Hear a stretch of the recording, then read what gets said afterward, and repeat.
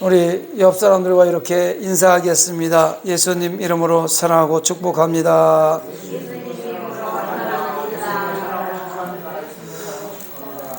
저도 여러분들을 예수님 이름으로 사랑하고 축복합니다. 오늘도 동영상으로 예배하는 성산가족 여러분, 여러분들을 예수님 이름으로 사랑하고 축복합니다. 다시 한번 따라하겠습니다. 잘 오셨습니다. 한 번 더 따라합니다. 좋은 일이 일어납니다. 할렐루야. 사순절 5번째 주일 잘 오셨습니다. 오늘도 이 자리에 성령 충만, 말씀 충만, 기도 충만, 불로 뜨거워서 좋은 일이 일어날 줄 믿습니다. 오늘 누가복음 15장 11절로 24절을 본문으로 해서 하나님의 사랑, 아버지의 사랑이라는 말씀으로 은혜의 말씀을 나누려고 합니다.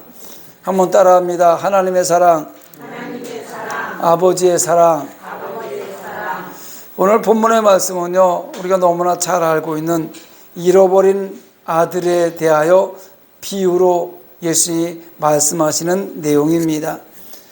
특별히 누가복음 15장에는요, 예수님께서 잃어버린 것을 찾으시고 또 잃어버린 것을 기다리시는 목자의 비유를 3가지로 말씀하십니다. 15장 1절로 7절에 보면 잃어버린 양의 비유를 말씀하시고, 또 8절부터 10절까지는 잃어버린 드라크마를 말씀하시고, 오늘 11절부터 24절까지는 잃어버린 아들을 비유로 해서 말씀하시는 겁니다. 누가복음 15장에 이런 것들에 대한 비유의 말씀은 하나님 나라에 관한 것들이에요. 하나님의 나라에 관한 것들을 세상의 것들과 비유해서 말씀을 하시는 것입니다. 예수님께서 하시는 비유의 말씀을 자세히 살펴보고 깊이 묵상해 보면, 이 누가복음 15장을 보면 한없는 하나님의 사랑을 알 수 있습니다. 조금 소극적 의미로 해석하고 우리 인간의 삶의 모습으로 살펴보면 아버지의 사랑이 담겨져 있는 말씀입니다. 3가지 비유를 통해서 2가지로 나타나는 부성애의 마음, 아버지의 사랑을 느낄 수가 있습니다. 잃은 양의 비유와 잃은 드라크마 비유를 한번 집에 가셔서 한번 읽어보세요. 15장 1절부터 10절까지 나오는 내용을 한번 쭉 읽어보시기 바랍니다. 읽어보시면 끝까지 찾아가시는 하나님, 애타게 찾으시는 하나님의 모습을 볼 수 있습니다. 15장 4절에 보니까 너희 중에 어떤 사람이 양 100마리가 있는데 그 중에 하나를 잃으면 99마리를 들에 두고 그 잃은 것을 찾아내기까지 찾아다니지 아니하겠느냐. 잃어버린 양을 애타게 찾는 주인을 묘사해서 말씀하는 거예요. 100마리 중에 99마리가 있어요. 한 마리를 잊어버렸어요. 그 한 마리를 그냥 버릴 것이 아니라 9마리를 그냥 두고 그 잃어버린 한 마리를 애타게 찾는다는 그런 말입니다. 또 누가복음 15장 8절에 보니까 어떤 여자가 10 드라크마가 있는데 하나를 잃으면 등불을 켜고 집을 쓸며 찾아내기까지 부지런히 찾지 아니하겠느냐. 이 한 드라크마, 여기 10 드라크마는요, 열흘치 품삯을 얘기하는 거예요. 한 드라크마는 한 데나리온으로 똑같은 화폐 가치로서 한 데나리온은 하루치 품삯이에요. 지금으로 말하면 한 15만 원, 20만 원 정도 되겠네요. 하루치 품삯이. 15만 원 정도, 20만 원을 잃어버린 거예요. 이 동전 하나가 잃어버린 거예요. 그러니까 이 여자가 동전을 잃어버린 걸 찾기 위해서 집안을 다 뒤집어 엎고 쓸어내고 이렇게 찾지 않겠느냐, 이 얘기를 얘기하는 겁니다. 이렇게 잃어버린 것을 찾기까지 애쓰는 여유를 비유로 말씀하시고, 잃어버린 양을 찾고 잃어버린 드라크마를 찾은 후에 너무 기쁜 나머지 이웃을 초청해서 잔치를 합니다. 그리고 2가지 비유의 말씀 끝에는 이와 같이 죄인 한 사람이 회개하면 하늘에서 기뻐하신다, 이렇게 말씀하십니다. 여러분, 우리 한 사람 한 사람은 천하보다 귀하다고 얘기했습니다. 온 세상 것보다 여러분 한 사람이 더 귀하다고 하나님이 말씀하시는 거예요. 그러니까 천하보다 귀한 한 사람이 회개하고 예배의 자리로 돌아오면 천국에서 잔치를 베푸는 거예요. 하나님이 얼마나 기뻐하시는지 천국에 있는 사람 다 모아놓고 잔치를 하는 겁니다. 사랑의 하나님, 죄인을 구속하기 위해 독생자 예수 그리스도를 아낌없이 내어주신 그 크신 하나님의 사랑의 마음은 죄인들을 찾아가시는 하나님입니다. 여러분, 찾아가시는 하나님, 찾아가는 대상들은 아직 어린 양들을, 그 스스로 돌아올 수 없는 사람들을 찾아가는 거예요. 하나님은요, 하나님의 백성들을 양육하면서 도저히 스스로 돌아올 수 없는 사람은 친히 찾아가세요. 그래서 그 환경을 어렵게 만들다거나 아니면 하나님을 느끼게 만들다거나 어떤 삶의 공고함을 만들다거나 해서 하나님이 찾아왔던 걸 느끼게 하시고 돌아오게 만드는 것입니다. 죄로 말미암아 세상에 방황하는 영혼들, 잃어버린 영혼들을 찾기 원하시는 하나님의 사랑의 마음은 사실은 아버지의 사랑의 마음입니다. 여러분, 어렸을 때 아버지한테 또는 집에서 혼나고 쫓겨났을 때 아버지는 쫓아낸 자식들이 돌아오기를 기다리시는 거예요. 그리고 결국은 해가 져서 어두운 데 돌아오지 않으면 누군가 식구를 내어버려서 찾아오게 하는 겁니다. 그게 아버지의 마음 아니겠습니까? 근데 오늘 반대로 오늘 본문에 보면요, 잃어버린 아들을 가든 또 다른 면의 아버지의 모습, 그 하나님의 모습이 나옵니다. 그것은 기다리시는 하나님입니다. 기다리는 아버지의 모습입니다. 돌아올 수 있는 능력이 있는 사람이기 때문에 기다리는 거예요. 그리고 누가복음 15장에 나타난 이런 것들의 비유는 두 가지 아버지의 양면성을 보여주는데, 하나는 찾아가신 하나님이고 하나는 기다리신 하나님입니다. 우리가 믿음 생활을 하면서 하나님을 만나고 또 하나님의 은혜를 경험하고 하나님의 사랑을 깨달으면 깨달을수록 아버지의 마음을 깨닫게 됩니다. 오늘 귀한 하나님의 마음, 아버지의 마음을 깨닫는 시간이 되기를 원합니다. 왜냐하면 하나님의 마음이 곧 우리 아버지의 마음과 같기 때문에 우리는 그 마음을 깨달아야 됩니다. 본문의 말씀을 통해서 자녀를 향한 하나님의 마음, 하나님의 사랑과 더불어 아버지의 마음, 아버지의 사랑이 어떤 것인지 몇 가지를 살펴보면서 사순절 5번째 주일을 은혜 가운데 보내기를 소망합니다. 첫째, 하나님의 사랑, 아버지의 사랑은 적극적인 사랑입니다. 오늘 20절에 보니까요, 아직도 거리가 먼데 아버지가 그를 보고 측은히 여겨 달려가 목을 안고 입을 맞추니, 이렇게 기록하고 있습니다. 적극적인 사랑을 표현하고 있는 거예요. 둘째 아들이 아버지를 떠나갈 때 어떻게 떠나갔습니까? 읽어봤잖아요. 그는 아버지를 찾아가서 자기의 분깃을 달라고 했습니다. 원래요, 자기의 분깃을 받을 때는 결혼을 해서 분가할 때 자기의 분깃을 아버지가 주는 건데, 아직 장가도 가지 않은 이 총각이 아버지를 찾아가서 자기 줄 것을 이제 미리 달라고 얘기하는 거예요. 그리고 그 몫을 받자마자 집을 나가서 허랑방탕했다고 합니다. 다 탕진해 버렸습니다. 사실 인간적 면으로 보면은요, 용서받지 못할 아들입니다. 성경에 보니까요, 허랑방탕했다고. 돈을, 자기 분깃을, 꽤 많은 돈을 가지고 나가서 돈을 썼는데 규모 있게 쓴 것이 아니라 허랑방탕했대요. 술 마시고 노름하고 여자 찾아다니고 그렇게 썼겠죠. 다 써버렸습니다. 이런 걸 생각해보면 아버지 입장에서 용서받지 못할 아들입니다. 아버지가 그동안 어떻게 모은 재산인데 먹을 것 제대로 못 먹고 입을 것 제대로 못 입고 허리띠 졸라가며 모은 재산입니다. 물론 작은 아들도 자라면서 조금은 재산을 모으는데 기여를 할 수도 있었겠지만, 그동안 배불리 먹이고 입은 곳에 비하면 사실은 미리 줄 이유가 없었습니다.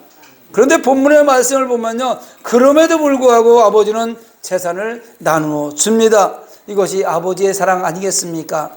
자식이 달라 하는데 어찌 안 줄 수 있겠습니까? 뭐 사업하겠다고 달라고 그러는데 어떻게 안 줄 수 있겠습니까? 잘 살아보겠다고 달라고 하는데 어떻게 안 줄 수 있겠습니까? 그래서 아버지의 사랑으로 나누어 줬어요. 그리고 그 아버지의 자신이 재산을 가지고 나간 둘째 아들이 돌아오기를 기다려요. 아버지가 자신의 분깃을 그 둘째 아들의 몫을 다 줘서 보냈는데 보내고 나서 다시 아들을 기다립니다. 그냥 아들을 기다리는 것이 아닙니다. 20절에 보니까 아직도 거리가 먼데 아버지가 그를 보고 측은히 여겨 달려가 목을 안고 입을 맞추니 이렇게 기록하고 있습니다. 이 말씀처럼 지금으로 말하면 문 밖에 나가서 이제나 저제나 아들이 돌아올까 기다리고 있었다는 것입니다. 하루 이틀 기다린 것이 아닙니다. 작은 아들이 집을 나간 그 다음 날부터 기다린 겁니다. 해가 뉘어지는 저녁이 되면 이 밤에 돌아오려나 동구 밖에 나가서 아들이 오기를 기다리고 있었던 것입니다. 어둠이 내리는 저녁이 오면은요, 집 나간 아들이 돌아오기를 목을 길게 빼고 기다리는 모습이 아버지의 모습이었습니다. 그리고 어느 날 어렴풋이 희미하게 아들의 모습이 보이자 젠 걸음으로 달려가서 그 아들을 안고 입을 맞춥니다. 여러분, 기다리면 희망도 있지만 기다림 자체는 고통입니다. 무엇인가 기다린다는 희망도 있지만 기다리는 시간이 길어지면 길어질수록 고통이 따르는 겁니다. 기다림이 어리석은 일임을 알지만 아버지는 그럼에도 불구하고 기다립니다. 그 기다림 안에는 간절한 소원이 담겨 있습니다. 아버지가 진정으로 아들을 사랑한다는 것을 깨닫기 원하는 그 마음, 자녀의 부족함이 자신의 잘못인 것처럼 미안해하고 아파하는 그 마음이 바로 아버지의 마음이며 아버지의 사랑인 것입니다. 여러분, 자녀가 잘못되면요, 아버지가 먼저 자신의 스스로 내가 잘못 키워서 그래, 내가 잘못 가르쳐서 그래, 이렇게 자책할 때가 얼마나 많이 있습니까? 자녀를 사랑하는 아버지의 마음인 것입니다. 나 같은 죄인을 살리기 위해서 예수님을 십자가에 못 박으시고 나를 향하여 그 십자가에 달리신 구속의 예수님을 믿기만 하면 자녀의 권세를 회복시켜 주겠다는 하나님의 사랑이 이런 아버지의 사랑이 아니겠습니까? 다시 한번 그 사랑을 되새기는 사순절 기간이 되기를 바랍니다. 두 번째, 하나님의 사랑, 아버지의 사랑은 순수한 사랑입니다. 22절의 말씀을 보면 집을 나간 아들, 아버지의 전 재산을 탕진하고 돌아온 아들, 그 아들을 향하여 아버지는 이렇게 말을 합니다. 종들에게 이르되 제일 좋은 옷을 내어다가 입히고 손에 가락지를 끼우고 발에 신을 신기라. 그가 무엇을 했는지, 그가 어떠한 짓을 했는지 상관이 없습니다. 그 많은 돈을 어디다 다 썼는지 묻지도 따지지도 않습니다. 그저 돌아온 것 자체가 기쁜 것입니다. 그리고 다시 아들의 지위를 회복시켜주는 거예요. 신을 신기고 가락지를 끼워주는 거, 옷을 갈아입히는 것은요, 아들의 신분을 회복시켜주는 거예요. 사랑에는 세 가지 사랑이 있다고 합니다. 하나는 만약에 라는 사랑이 있다고 합니다. 이렇게 해주면 내가 너를 사랑하겠노라. 조건적인 사랑이 만약의 사랑입니다. 다음은 때문에 라는 사랑이 있습니다. 돈 때문에, 명예 때문에, 다른 사람의 이목 때문에 사랑한다. 이것은 때문에 사랑이라고 해서 이유가 있는 사랑입니다. 마지막으로 그럼에도 불구하는 사랑이 있습니다. 그럼에도 불구하고 사랑한다는 겁니다. 많은 재산을 가지고 집 나간 아들, 그 재산을 다 탕진하고 거지꼴이 돼서 돌아온 아들, 그럼에도 불구하고 아버지는 그 아들을 사랑하십니다. 아버지의 사랑은 아낌없이 주는 사랑입니다. 아버지의 사랑은 아무런 조건 없이 그냥 무조건 주는 순수한 사랑입니다. 그 아버지의 사랑을 느끼시고 그 은혜에 감사하며 살아가는 성도가 되기 바랍니다. 하나님 아버지께서는 저와 여러분들을 위해서 독생자 예수 그리스도를 보내주셨고 오늘 이 순간까지 입히시고 먹이시고 다 살게 하시고 숨쉬게 하시고 건강 지켜주고 살아오게 만들어 주셨습니다. 그 사랑 느끼시는 귀한 시간이 되기를 원합니다. 끝으로 하나님의 사랑, 아버지의 사랑은 소망의 성취를 이룬 사랑입니다. 본문 17절 18절 말씀을 보면요, 돼지의 쥐염 열매로 배를 채우고자 하는 아들, 자신의 비참한 모습을 보며 이야기합니다. 집 나가서 돈 다 떨어지고 나니까 돼지 키우는 집 와서 돼지를 키우고 있는데 돼지가 먹는 먹이도 먹을 수 없을 만큼 양이 없어서 배고파 죽겠다는 거예요. 그러고 나니까 아버지 생각이 나니까 이렇게 얘기합니다. 네, 아버지에게는 양식이 풍족한 품꾼이 얼마나 많은가. 나는 여기서 주려 죽는구나. 내가 일어나 아버지께 가서 이르기를. 아버지께 돌아가려고 하는 거예요. 다 굶어 죽게 생겼으니까 아버지한테 들어가서 잘못해서 용서를 빌려고 하는 그 마음입니다. 그런데요, 렘프란트라는 작가가 1662년에 그 렘프란트라는 사람은 신앙을 갖고 있었던 사람인데 신앙을 떠나 세상에 살다가 신앙을 회복하고 돌아와서 돌아온 탕자라는 작품을 그려서 많은 사람들의 깊은 감동을 주었습니다. 렘프란트라는 사람은 화가예요. 그래서 돌아온 탕자라는 작품을 그렸습니다. 제가 말씀을 준비하면서 그림을 찾아봤어요. 이 성경의 내용을 주제로 한 작품은요, 재산을 다 탕진하고 돌아온 아들을 용서해주는 아버지의 모습을 담고 있습니다. 자식에 대한 무조건적인 부정, 실감나게 표현되고 있으며 초췌하고 망가진 모습, 거짓골을 하고 돌아온 아들을 감싸 안는 아버지의 애절한 사랑이 잘 표현되어 있습니다. 우리는 작품에서 아버지의 감은 두 눈을 향해 그 두 눈을 감고 아들을 안고 있는 모습을 통해서 아들을 보는 것이 아니라 아들을 그 있는 그대로의 아들을 느끼고 받아들이는 아버지의 모습을 발견할 수 있었습니다. 이는 아들이 무엇을 잘못했는지 어떤 삶을 살았는지 확인하지 않겠다는 의지가 숨어 있는 것입니다. 눈을 감고 그냥 옛날에 그 사랑하는 아들의 모습으로 그냥 인정하고 싶은 거예요. 또한 아들을 끌어안고 등을 어루만지는 아버지의 크기가 다른 두 손이 있습니다. 그림을 보면은요, 아버지가 아들을 끌어안고 있는데 한 손은 크고 한 손은 적어요. 그림을 자세히 한번 나중에 찾아보세요. 그 두 손에서 아버지의 투박한 손과 어머니의 따뜻한 손이 묘사되어 있습니다. 오른손은 작게 그려졌고 왼손은 크게 그려져 있어요. 렘프란트의 돌아온 탕자는 그림을 한번 검색해서 찾아보세요. 이 뜻이 뭐냐면 때로는 아버지는 든든하고 깊은 사랑이 필요하고 아버지의 깊은 사랑, 든든한 사랑이 필요하고 때로는 어머니의 따뜻하고 포근한 사랑이 필요함을 나타낸 그림입니다. 더불어서 그 아버지 앞에 무릎 꿇고 앉아있는 아들의 모습이 이렇게 나옵니다. 수치스러운 아들의 삶과 현실을 잘 표현한 머리는 다 헝클어진 모습, 맨발의 모습, 얼마나 더럽고 추한 삶을 살아왔는지 보여주고 있습니다. 그런데 아무리 더럽고 추해도 아버지가 있는 한 아들에게는 소망이 있음을 보여주고 있는 거예요. 그렇게 더러운 모습, 거짓골을 하고 돌아와서도 부자 아버지가 다시 끌어안고 있으니 아들의 지위가, 아들의 신분이 회복되었으니 이 아들은 소망이 있는 거 아니겠습니까? 집 나간 자식이 어떻게 이런 깨달음이 있었을까? 아버지의 곁을 떠나서 아버지의 사랑을 잃어버린 삶의 결말이 돼지 쥐염 열매도 제대로 먹을 수 없음을 현실적으로 당하고 나니 아버지의 품, 아버지의 사랑이 얼마나 귀하고 큰지 알게 된 것입니다. 여러분, 지금 이 자리에 하나님의 사랑을 못 느껴요. 이 자리에 떠나 세상 가운데서 여러분 세상에 살다 보면 하나님의 사랑을 느낄 수가 있습니다.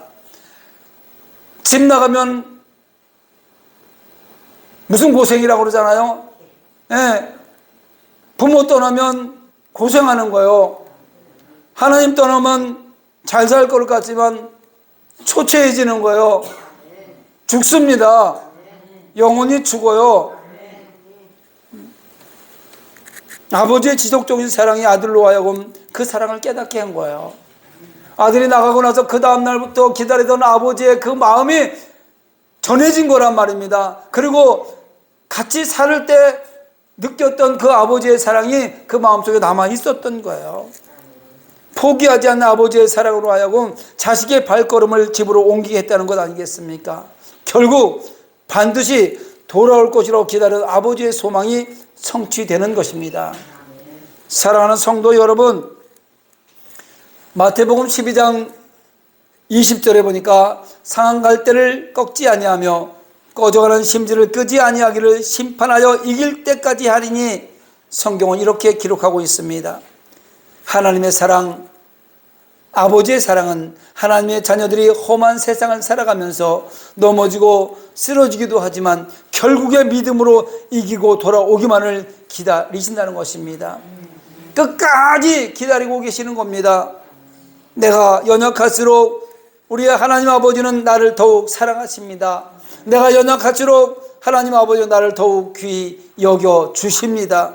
그 크신 하나님의 사랑이, 그 한없는 하나님의 은혜가, 포기하시지 아니하시는 하나님의 기다림이 결국 소망의 성취를 이루는 것입니다.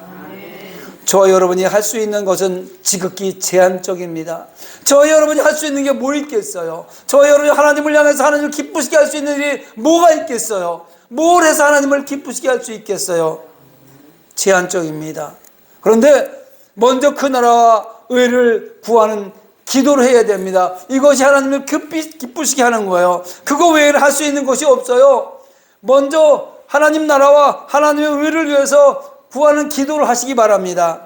아버지의 사랑을 생각하며 성경의 말씀처럼 먼저 그 나라와 의를 구하는 기도를 함으로써 하나님 아버지를 기쁘게 하는 성도가 되시기 바랍니다.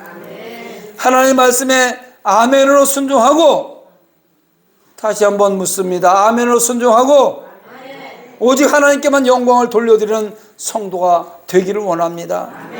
아무쪼록 이 사순절 기간에 십자가상에 달려 죽으신 예수님을 바라보면서 마음의 문을 열고 하나님의 사랑, 아버지의 사랑을 깨닫고 오늘도 먼 발치에서 돌아오기만을 기다리는 아버지께로 돌아갑시다. 그 사랑 안에서 아버지의 따스한 품을 누리며 살아가는 성실한, 아름다운, 행복한 그리스도인이 모두 되시기를 예수님의 이름으로 축원합니다. 말씀을 생각하면서 찬양 한 곡하고 기도하도록 하겠습니다.